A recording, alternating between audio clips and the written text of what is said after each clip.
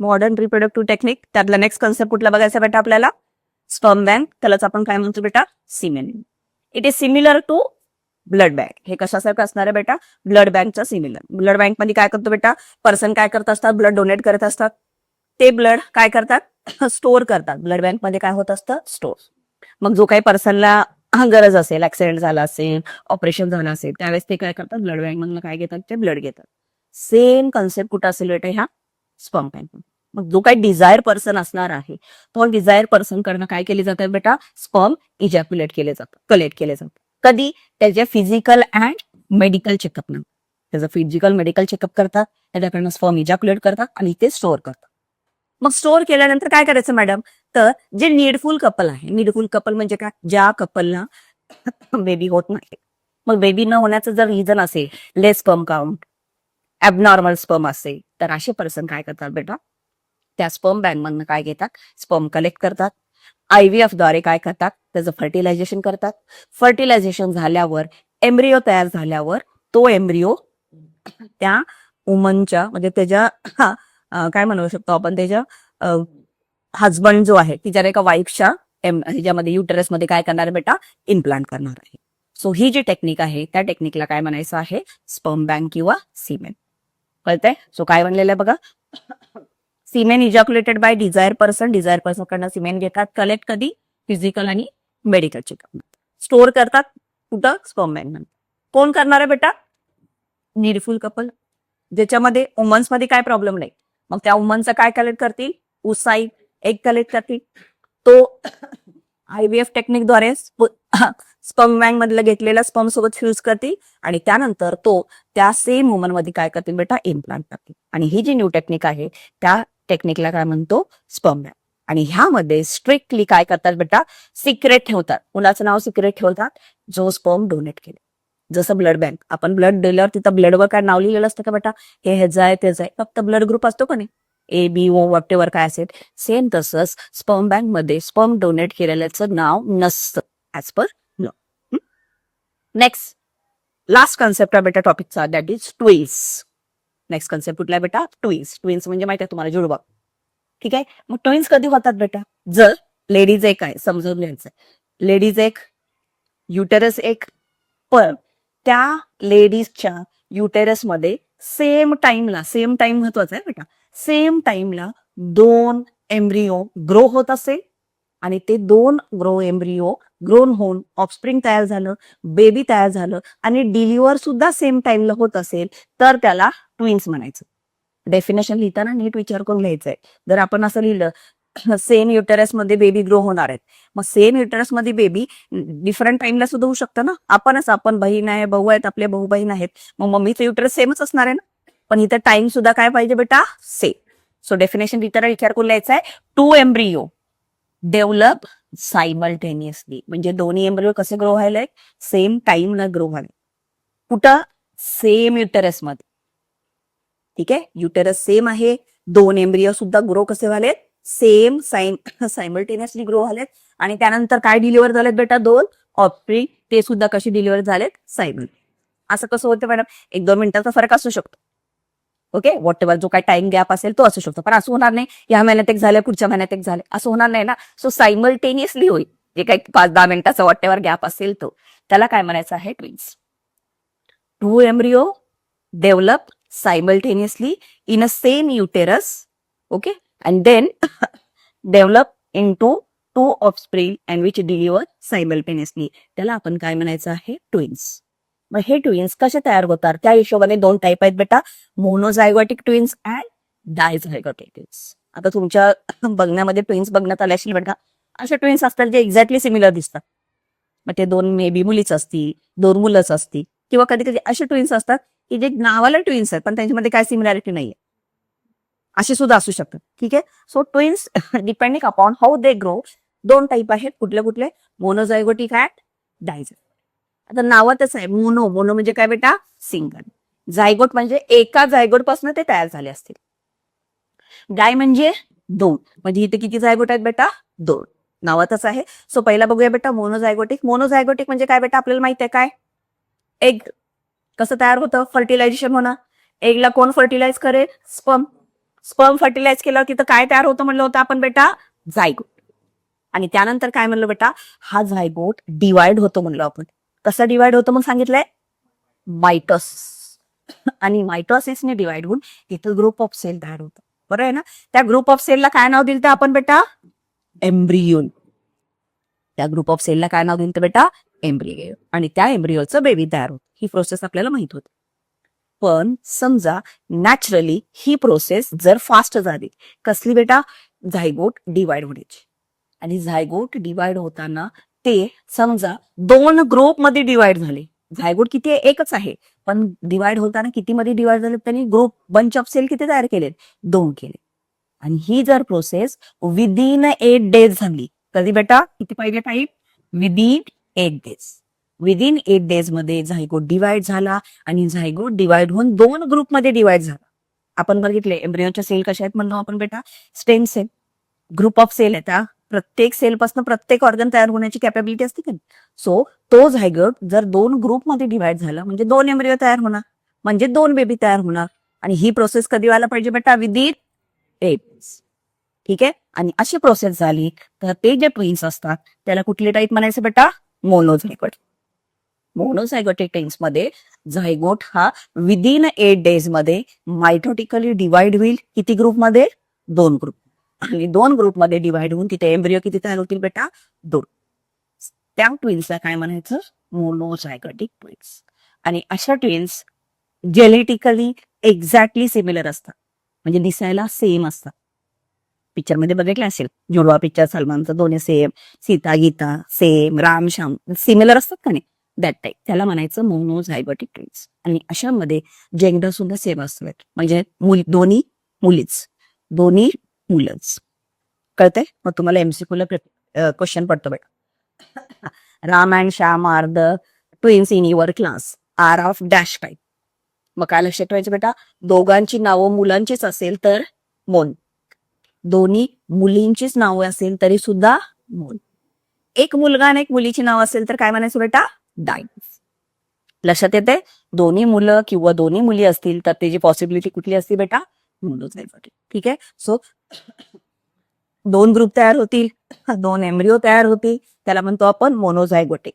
आणि ते कशा आहेत म्हणून सांगितले बेटा? Genetically similar. आणि त्यानंतर जेंडर सुद्धा त्यांचं काय असू शकतं बेटा? सेम. जेंडर सुद्धा त्यांचं काय आहे? सेम. ठीक आहे.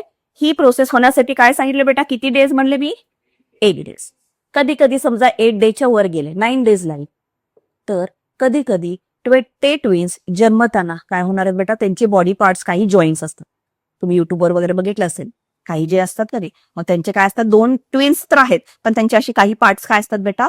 जॉईन असतात. कधी होती ही प्रोसेस बेटा? जर कधी डिवाइड झालेला आहे? After 8 days. विदिन 8 डेज झाले तर 2 सेपरेट एम्ब्रियो, 2 सेपरेट बेबी. 8 दिवसांनंतर टाइम लागला तर त्याला आपण काय म्हणणार आहे? कॉन्जॉईंट. कुठं तर आहे बघा इथं कुठं, कॉन्जॉईंट ट्विन्स असं म्हणणार. लक्षात येत आहे? सो मोनोझायगोटिक काय म्हणायचं? ते एक्झाम्पल आहे ना, चिंकी बिंकी. काय ना ते पोरीचं चिंकी बिंकी काय तर आहेत ना, सेलिब्रिटी आहेत ना 2. काय चिंकी बिंकी काय? हा, चिंकी बिंकी 2 सेलिब्रिटी आहेत ना, ते दोघी सेम आहेत. मग ते कुणाचे एक्झाम्पल आहेत बेटा? ते मोनोझायगोटिक. कुणाचे एक्झाम्पल आहेत ते? मोनोझायगोटिक. मग डायझायगोटिकचा अर्थ काय मॅडम? डाय म्हणजे 2 झायगोट. ठीक आहे. पण आम्ही तर काय शिकले मॅडम? प्रत्येक मंथला एक ओव्हरी किती एग रिलीज करणार आहे? 1. बरोबर ना? मग हे रेअरची रेअर केस आहे बेटा. ओकेजनली कधी तर काय होतीये? एक ओव्हरी किती एग रिलीज करणार आहे? 2. ओकेजनली काय होणार आहे बेटा? ओव्हरी किती एग रिलीज करेल? किती ओसाइट रिलीज करेल? 2. मग आता एग किती झाले बेटा? 2. स्पर्म तर किती आहे? मिलियन मध्ये आहेत ना स्पर्म बेटा. सो मिलियन्स ऑफ स्पर्म येतील आणि त्यातले ते दोन्ही एक समजा फ्यूज झाले. दोन्ही एक फ्यूज झाले. दोन्ही एक फ्यूज झाले म्हणजे किती झायगोट तयार होतील बेटा? 2. 2 झायगोटचे 2 एम्ब्रियो, 2 एम्ब्रियोचे 2 बेबी. इथं 2 डिफरंट झायगोट आहेत. त्यामुळं 2 डिफरंट झायगोट असल्यामुळं ते जे बेबी आहे त्याला आपण म्हणतो डायझायगोटिक ट्विन्स. मग ह्याच्यामध्ये ते जेनेटिकली मे बी सिमिलर असतील किंवा डिफरंट असतील. आणि जेंडरनी सुद्धा मे बी सिमिलर असतील किंवा डिफरंट. का? कारण की इथं 2 वेगवेगळे स्पर्म युटिलाइज केलेत बेटा. मग मे बी तो एक्स असेल किंवा वाय. एक्स असेल तर गर्लच होईल, वाय असेल तर काय होईल बेटा? पण आपल्याला जर एक्झाम्पल दिलं, मुलगा आणि मुलीचं एक्झाम्पल दिलं, तर कंपल्सरी तुमचा आन्सर काय पाहिजे, डायझायगोटिकच पाहिजे. ठीक आहे. सो डायझायगोटिक मध्ये काय असणार बेटा, ते ट्विन्स जे आहे जेनेटिकली डिफरंट असेल किंवा मे बी सेम, आणि जेंडर त्यांचं काय असणार, सेम ऑर डिफरंट. लक्षात ठेवायचं. कळतंय. हो, दिस इज अबाउट ट्विन्स. पेपरला एक्झाम्पल विचारतील, राईट टाइप्स ऑफ ट्विन्स. कुठले ट्विन्सचे टाईप आहेत बेटा, मोनोझायगोटिक अँड डायझायगोटिक. कळतंय का. ठीक आहे. नेक्स्ट आहे रिप्रोडक्टिव्ह हेल्थ.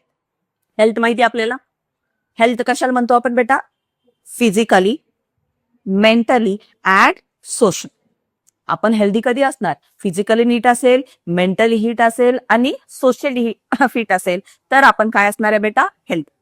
आता रिप्रोडक्टिव्ह हेल्थचा अर्थ काय, तर रिप्रोडक्टिव्ह हेल्थचा अर्थ बेटा, आपले जे रिप्रोडक्टिव्ह ऑर्गन आहेत ते कसे पाहिजे बेटा, क्लीन पाहिजे. ते जर क्लीन नसेल तर काही डिसीज होण्याचे चान्सेस असतात. मग आपल्या इंडियन कल्चरमध्ये ह्या रिप्रोडक्टिव्ह हेल्थ बाबत एवढं ओपन अपनी बोललं जात नाही. का, कारण की आपल्या इंडियन कल्चरमध्ये थोडं सायनेस आहे, बरोबर आहे ना, थोडं ट्रेडिशन येतं, थोडं कस्टम येतं, तेवढं ओपन अप आपल्या घरामध्ये बोललं जात नाही. आणि त्यामुळं काय होऊ शकते बेटा, रिप्रोडक्टिव्ह हेल्थ जी आहे ती काय होऊ शकते, खराब होऊ शकते. मग ते होऊ नये म्हणून काय केलं पाहिजे, आपले जे जेनेटल ऑर्गन्स आहेत, रिप्रोडक्टिव्ह ऑर्गन्स आहेत जे आपण बघितलेले आहेत, ते काय केले पाहिजे बेटा, क्लीन केले पाहिजे. दिवसातनं 2 ते 3 वेळा स्वच्छ साबणाने काय करायचे, क्लीन करायचे. का क्लीन करायचं, जर ते क्लीन केले नाही तर काही डिसीज होऊ शकतात. कुठले डिसीज आहेत, तर इथं काही रिप्रोडक्टिव्ह डिसीजचे नावं दिलेत बेटा पेपरमध्ये आपल्याला. ह्याच्यामध्ये 2 डिसीज आहेत. कुठले कुठले आहेत बघा, syphilis and gonorrhoea. Reproductive disease कुठले आहेत बेटा, सिफिलस, गोनोरिया. हे कधी होतील, जर आपले जेनेटल ऑर्गन, रिप्रोडक्टिव्ह ऑर्गन आपण क्लीन नाही केलं तर होतील. कुठंही ओपन प्लेसमध्ये आपण शी केलं तर तिथं इन्फेक्शन होऊ शकतं बेटा, आणि त्यामुळं ते क्लीन करणं हे गरजेचं आहे. मग 2 कुठले डिसीज आहेत लक्षात ठेवायचे नावं, सिफिलस अँड गोनोरिया. सिफिलस कधी होणार आहे बेटा, डिसीज कुणामुळे कॉज होणार आहेत, हे बॅक्टेरिया इन्फेक्शन. काय होतं बघा, पॅचेस पडतात, पिंपल्स कसे येतात मग, असे रेड रेड स्पॉट पडतात, जेनेटल रॅश येते, फिवर येते, जॉईंट पेन होते, आपुलेसी. ठीक आहे. स्वेलिंग होणार आहे, सूज येणार आहे. हे कशाचे आहेत बेटा, सिफिलसचे सिम्पटम्स आहेत. सिफिलसचे सिम्पटम्स काय बेटा, पॅचेस आहे, फिवर आहे, जॉईंट मध्ये पेन आहेत, हे काय त्याचे सिम्पटम्स आहेत. गोनोरियाचे सिम्पटम्स काय, तर गोनोरियाचे सिम्पटम्स काय बघा, युरिनेशन सेन्सेशन, बर्निंग सेन्सेशन, ओझिंग पस. शू होताना काय होते बेटा, जळजळ होते. त्यानंतर पस फॉर्मेशन, पस माहिती आहे ना, व्हाईट कलरचं लिक्विड आहे. ठीक आहे. मग आपल्या जेनेटल ऑर्गन मधनं व्हाईट कलरचा पस येतो आणि इरिटेशन होतं, दुखतं. त्यानंतर इन्फ्लमेशन, सूज येते, कुठे येते, अनसला येते, थ्रोटला येते, आईजला येते. असे डिसीज होऊ शकतात. आणि त्यामुळं आपलं जेनेटल ऑर्गन क्लीन करणं हे गरजेचं. कळतंय. सो कुठले 2 डिसीज आहेत लक्षात ठेवायचं आहे, सिफिलस आहे, गोनोरिया. स्पेलिंग लक्षात ठेवायचं. ठीक आहे. Last, population explosion. पॉप्युलेशनचा अर्थ काय, लोकसंख्या. एक्सप्लोजन म्हणजे स्फोट, उद्रेक. ठीक आहे. म्हणजे काय, आज झालंय आपल्या इथं ट्युशन मध्ये रोज किती येतात, 20, 25, 30 येतात का नाही, आज 40 बसलेत का नाही. म्हणजे विदिन अ शॉर्ट ड्युरेशन मध्ये जास्त जण काय झाले बेटा, जन्मले, तर त्याला अप्पर काय बनणार आहे, तुम्ही जन्मले नसणार, पॉप्युलेशनचं सांगायला बेटा. विदिन शॉर्ट ड्युरेशन मध्ये जर पॉप्युलेशन जास्त वाढली तर त्याला आपण काय म्हणतो बेटा, आपण population explosion. So excessive growth, भरपूर ग्रोथ झाली आहे कशाची, पॉप्युलेशन. ठीक आहे. एक्सेसिव्ह ग्रोथ ऑफ पॉप्युलेशन कधी बेटा, विदिन शॉर्ट ड्युरेशन. ठीक आहे. कमी टाइम मध्ये भरपूर लोक जन्मले तर त्याला म्हणायचं पॉप्युलेशन एक्सप्लोजन. होऊ द्या की मॅडम, काय झाले आपल्याला काय जातं. ठीक आहे. पण त्याचा परिणाम काय होतो, एक्झाम्पल सांगते. आपलं सोलापूर सिटी आहे, आपल्या अंडरस्टँडिंगसाठी समजा 1 लाख लोक असतील, 1 लाख नाही जास्तच असणार आहे, मी आपल्या अंडरस्टँडिंगसाठी सांगाले. वर्षाला जर 1 लाख जन्मत असतील, वर्ष मिनिमम सांगायला, मी एक सांगाले आपल्या अंडरस्टँडिंगसाठी सांगाल, वर्षाला जर 1 लाख जन्मत असतील, ठीक आहे, आणि समजा ह्या वर्षी सडनली 3 लाख जन्मले. सडनली किती जन्मले बेटा, 3 लाख. मग 1 लाख आणि सडनली किती झालेत बेटा, 3 लाख. काय होतं मॅडम, होऊ द्या की, सोलापूरला जेवढं पाणी यायचं तेवढंच पाणी येणार आहे का, 3 लाख जन्मलेत, नाही जर जास्त वेळ पाणी सोडा म्हणणार तर कोण नाही, बरोबर आहे ना. त्यानंतर हा आता 3 लाख जन्मले, शाळा भरपूर काढा, कोण म्हणणार आहे का, पोरं लागतील, शाळा लागतील, असं कोण म्हणणार आहे का. ठीक आहे. नाही आता 3 लाख आहे, त्यांचं भवितव्य आहे, हॉस्पिटल खोला, असं कोण म्हणणार आहे का. ठीक आहे. मग पॉप्युलेशन एक्सप्लोजन मुळे काय होणार आहे बेटा, अनएम्प्लॉयमेंट वाढी. बेरोजगारी वाढेल.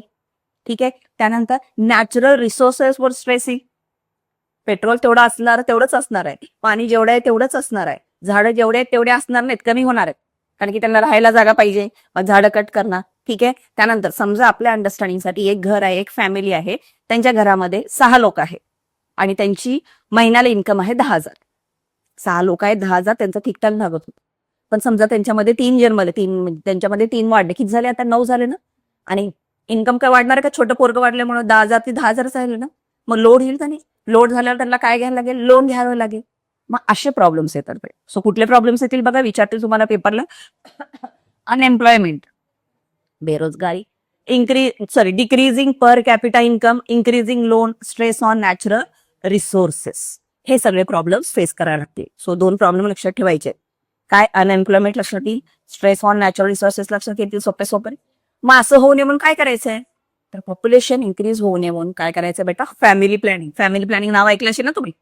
फॅमिली प्लॅनिंग म्हणजे काय? सरकारचं स्लोगन आहे, हम दो हमारे दो स्लोगन आहे ना, ते सरकार पुरतच आहे ते सगळं. ठीक आहे. मग मेथड कुठले आहेत फॅमिली प्लॅनिंगच्या? तर मेथडची नावं लक्षात ठेवायचं बेटा. मेथड पहिली नाव आहे कॉपर्टी. पहिलं कुठलं आहे बेटा? कॉपर्टी. कॉपर मेटल माहितीये? सो कॉपर मेटल अशा टी शेप मध्ये असतो बेटा आणि ते लेडीज मध्ये फिट करतात. So that is copper T. आणि सेकंड कुठला बेटा? ऍड बघितले असेल तुम्ही, कंडम. त्यानंतर नेक्स्ट म्हणू शकतो पिल्स असतात. ठीक आहे. हे 3 मेथडनी काय करू शकतो बेटा? Family planning. तुम्हाला 1 मार्काला विचारतील methods of family planning. So कुठले असतील? Copper T, condom and pills. आले लक्षात? बंद करते. त्याने कधीच